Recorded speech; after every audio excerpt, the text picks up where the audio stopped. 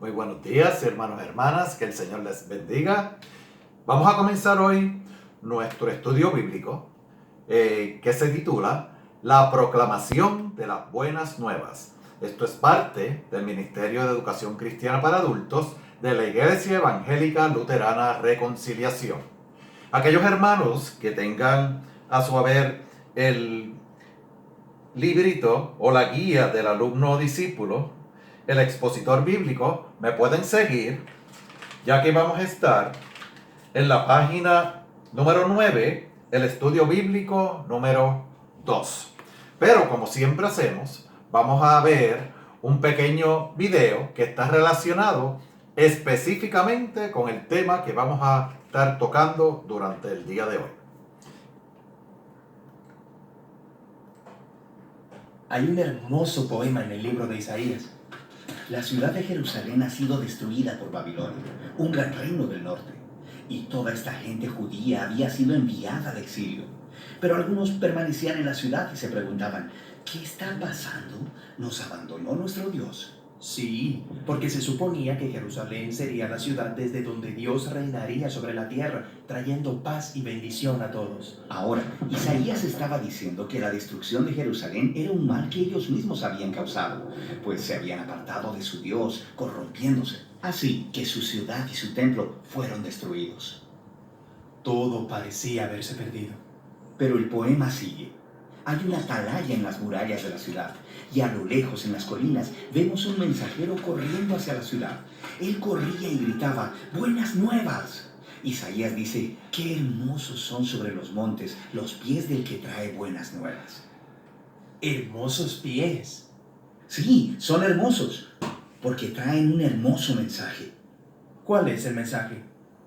Que a pesar de la destrucción de Jerusalén, el Dios de Israel sigue siendo rey.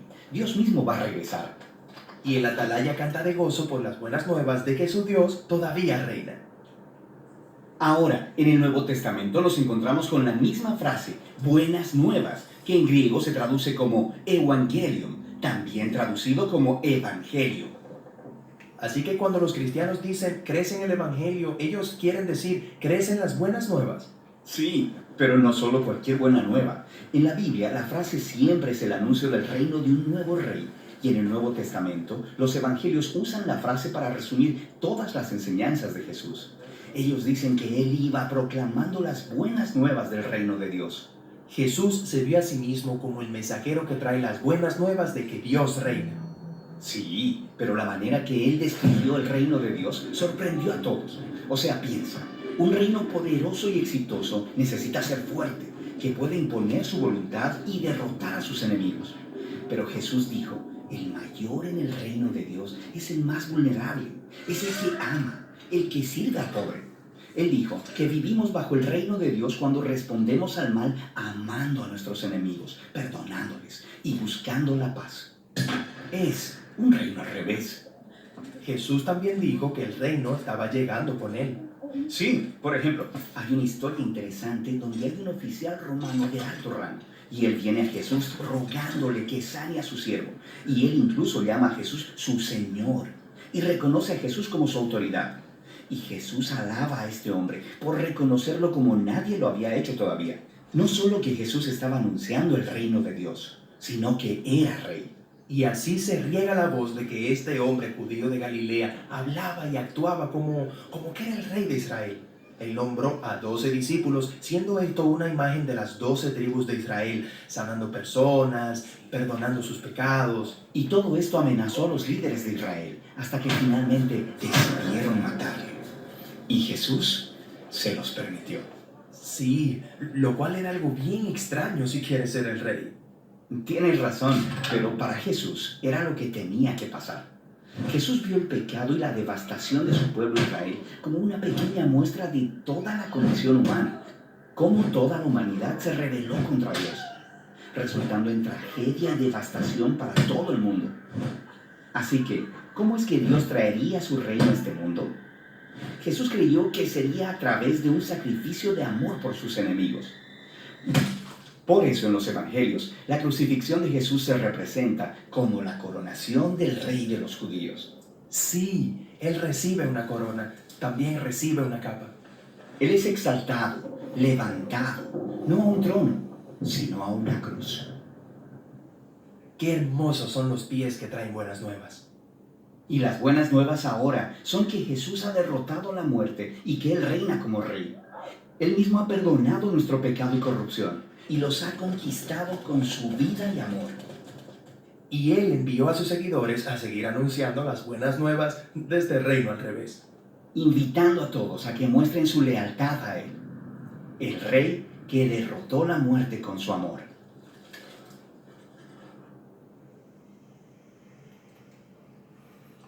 La salvación ha sido provista por la gracia de Dios. El Señor Jesucristo, por su muerte y resurrección, pagó el precio de la salvación del hombre, pero ésta debe ser recibida por medio del arrepentimiento y la fe. La Biblia dice que todos han pecado y están destituidos de la gloria de Dios, y que el arrepentimiento es ordenado por Dios a todos y es necesario para el perdón de los pecados. El llamado al arrepentimiento fue el mensaje con el que Juan el Bautista empezó su ministerio bautismal. Cristo Jesús dijo: el tiempo se ha cumplido y el reino de Dios se ha acercado. Arrepentíos y creed en el Evangelio. Marcos 1:15. Los judíos en el día de Pentecostés, luego del primer sermón de Pedro, dijeron a los apóstoles: varones hermanos, ¿qué haremos? Pedro les dijo: arrepentíos y bautícese cada uno de nosotros en el nombre de Jesucristo para el perdón de los pecados y recibiréis el don del Espíritu Santo. Vamos a la primera parte de nuestro estudio bíblico. La iglesia debe proclamar la fe y llamar al arrepentimiento. El mensaje de Juan el Bautista, Mateo 3, del 1 al 4. En aquellos días vino Juan el Bautista predicando en el desierto de Judea y diciendo: arrepentíos, porque el reino de los cielos se ha acercado. Pues este es aquel de quien habló el profeta Isaías cuando dijo: voz del que clama en el desierto, preparad el camino del Señor y enderezad sus sendas. Y Juan, vestido de pelo de camello, y tenía un cinto de cuero alrededor de sus lomos, y su comida era langosta y miel silvestre. El ser humano, desde el momento que desobedeció a Dios, quedó esclavizado por el pecado, por cuanto todos pecaron y están destituidos de la gloria de Dios. Romanos 3, 22, 23. Hay dos elementos imprescindibles para que la salvación pueda realizarse. Uno de ellos es el arrepentimiento y el otro es la fe. La fe tiene que ver con la relación de la persona hacia Dios, mientras que el arrepentimiento habla sobre la actitud del hombre hacia el pecado. El arrepentimiento produce remordimiento por haber pecado, mientras la fe descansa y se apoya en la misericordia de Dios. Juan el Bautista fue el primer proclamador del arrepentimiento de la era cristiana. Nosotros hemos sido llamados a proclamar el mismo mensaje y debemos cumplir con nuestro deber. Su estilo de vida modesto nos debe servir como modelo para adoptar una apariencia sencilla y seria, como verdaderos siervos de Dios. Vamos a ver cuál fue el mensaje inicial de Jesús. Está escrito en Marcos 1, versículos 14 y 15. Después que Juan fue encarcelado, Jesús vino a Galilea predicando el evangelio del reino de Dios, diciendo: el tiempo se ha cumplido y el reino de Dios se ha acercado. Arrepentíos y creed en el evangelio. El arrepentimiento y la fe son dos elementos que se mencionan juntos en la proclamación del mensaje de Jesús en el inicio de su ministerio. Es el anuncio con el cual el Señor comienza su ministerio que nos llena de esperanza. Dios sigue extendiendo su misericordia sobre los pecadores. Los busca en amor para invitarlos a su reino. El hombre, en su pecado y desobediencia, se apartó de la voluntad de Dios. El plan de Dios es restaurar su reino, salvando al hombre de los efectos negativos del reino de Satanás. Dios en su inmensa misericordia, proveyó la única ofrenda que podía rescatarlo, el sacrificio de su amado Hijo, Cristo Jesús. Y escuchen bien, Dios en su inmensa misericordia proveyó la única ofrenda que podía rescatar al hombre, el sacrificio de su amado Hijo, Cristo Jesús. Amén. He aquí el Cordero de Dios que quita el pecado del mundo. Juan 1:29. Cuando el hombre escucha el llamado de Dios y se vuelve a Él, automáticamente se rompe el yugo del pecado. Nosotros, por la gracia de Dios, hemos sido fortalecidos por el Espíritu Santo para que, al oír la voluntad de Dios, nuestra voluntad sea sumisa a Él. Solo Dios puede transformar nuestra mente, pero solo lo hace cuando atendemos a su llamado y nos proponemos aceptar su don inefable. Segunda de Corintios 9:5. El mensaje del Espíritu Santo. Hechos 3, versículo 19. Así que, arrepentíos y convertíos para que sean borrados vuestros pecados, para que vengan de la presencia del Señor tiempos de refrigerio. Allí sucedió en el aposento alto en Jerusalén el derramamiento del Espíritu Santo con poder y gloria. El Evangelio comenzó a difundirse con fuerza que nadie pudo contener. Pedro tuvo que enfrentarse a la multitud en el aposento alto, exhortándolos al arrepentimiento. Hechos 2, versículo 38. La importancia del arrepentimiento no se oculta en el Nuevo Testamento. Por el contrario, se proclama como un mandato divino que nadie puede evadir. El Cristo crucificado y glorificado demandaba una sola cosa de ellos: arrepentíos y convertíos, para que sean borrados vuestros pecados, para que vengan a la presencia del Señor tiempos de refrigerio. Hechos 3:19. Esta promesa está en vigencia hoy y nosotros debemos proclamarla. Vamos a la segunda parte de nuestro estudio bíblico para hoy. El arrepentimiento y la fe provienen del Espíritu Santo. Vamos a ver cuál fue la respuesta motivada por el Espíritu. Mateo 3, versículos del 5 al 7. Y salía a él Jerusalén y toda Judea y toda provincia de alrededor del Jordán, y eran bautizados por él en el Jordán, confesando sus pecados. Al ver él que muchos de los fariseos y de los saduceos venían en su bautismo, les decía: generación de víboras, ¿quién os enseñó a huir de la ira venidera?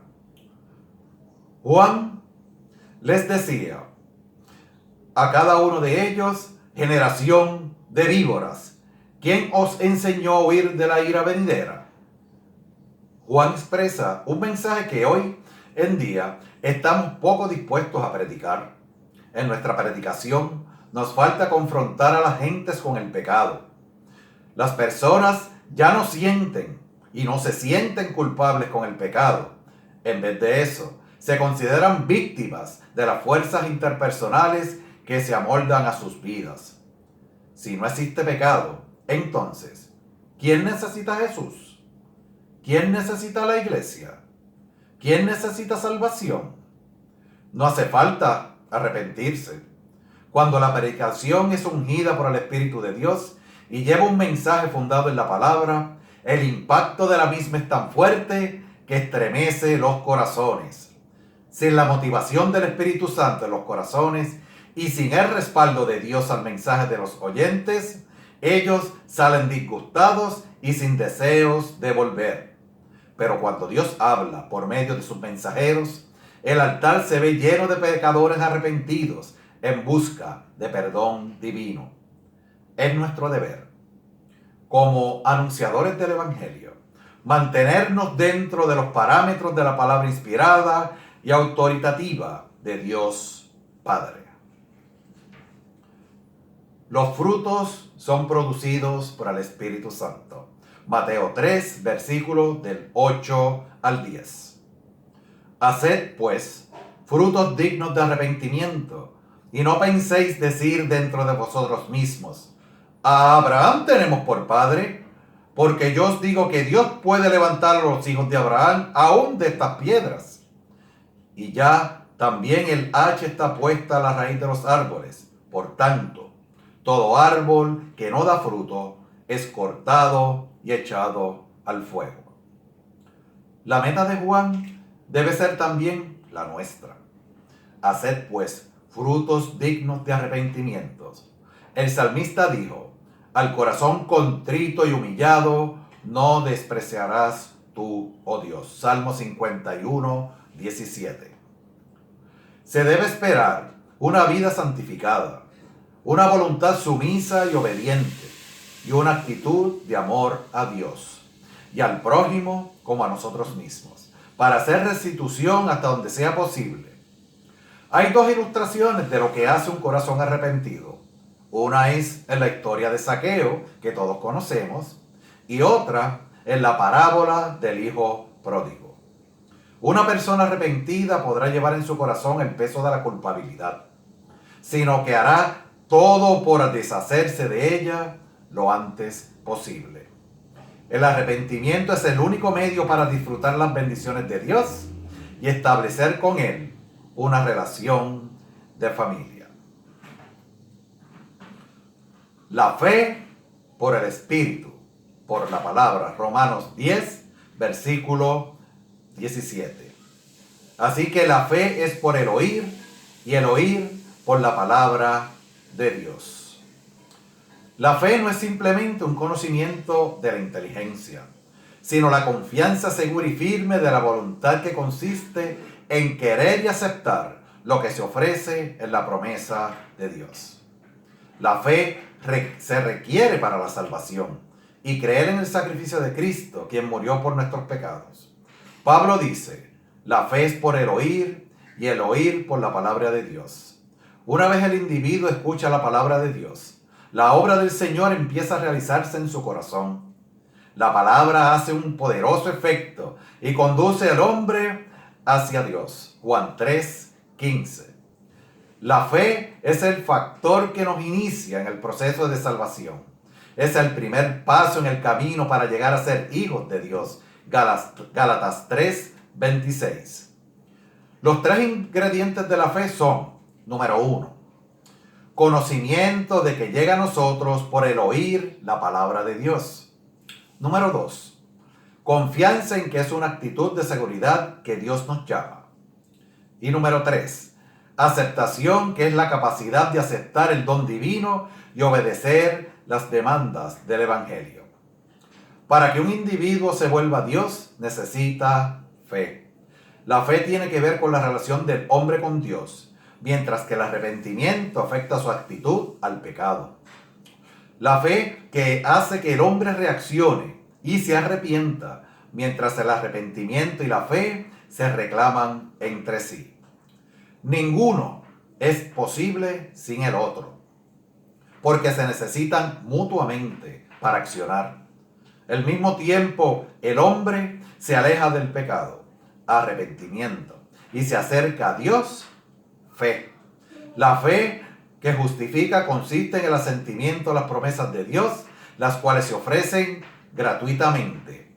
Todo esto es posible por los méritos de Cristo. Vamos a ver ahora unas preguntitas para enterarnos y saber cómo estamos en el estudio bíblico del día de hoy. Y dice la primera: ¿cuál fue el mensaje que Juan el Bautista comenzó a predicar? ¿Recuerdan? Arrepentíos, porque el reino de Dios se ha acercado. Mencione los dos elementos que Jesús predicó al inicio de su ministerio. Los dos elementos fueron: número 1, la fe, y número 2, el arrepentimiento. El tiempo se ha cumplido. Arrepentíos y creed en el Evangelio. ¿Cuál es el mandato divino que no se puede evadir en la proclamación del Evangelio? El mandato divino que no se puede evadir es la importancia del arrepentimiento. Mencione los 3 ingredientes de la fe. Número 1, conocimiento, que llega a nosotros por conocer la palabra de Dios. Número 2, la confianza, es decir, creer en la palabra. Y número 3, aceptación, es la capacidad de aceptar el don divino y obedecer las demandas del Evangelio. Hermanos y hermanas en Cristo, Jesús murió por todos los seres humanos y la salvación está disponible para todo aquel que en Él cree. Pero el primer paso señalado por Jesús en el proceso de la salvación es un genuino arrepentimiento. En nuestra predicación es importante que siempre nos falte equilibrar la ley y el Evangelio. Por eso siempre deben estar presentes el juicio y la gracia, la ira y la bendición, el pecado y el arrepentimiento para poder nosotros ser perdonados. Jesús también le dio importancia primordial a la predicación del arrepentimiento y la fe, porque son los pasos iniciales en el camino a la salvación. Así sea. Señor Dios y Padre Celestial, te damos gracias una vez más por habernos permitido compartir con todos estos hermanos en Cristo este estudio bíblico del día de hoy. Te pedimos, Señor, que tú nos continúes bendiciendo y nos sigas permitiendo llevar el mensaje de fe, fortaleza y esperanza. Todo esto te lo pido en el nombre de tu amado Hijo Jesucristo, nuestro Señor. Amén.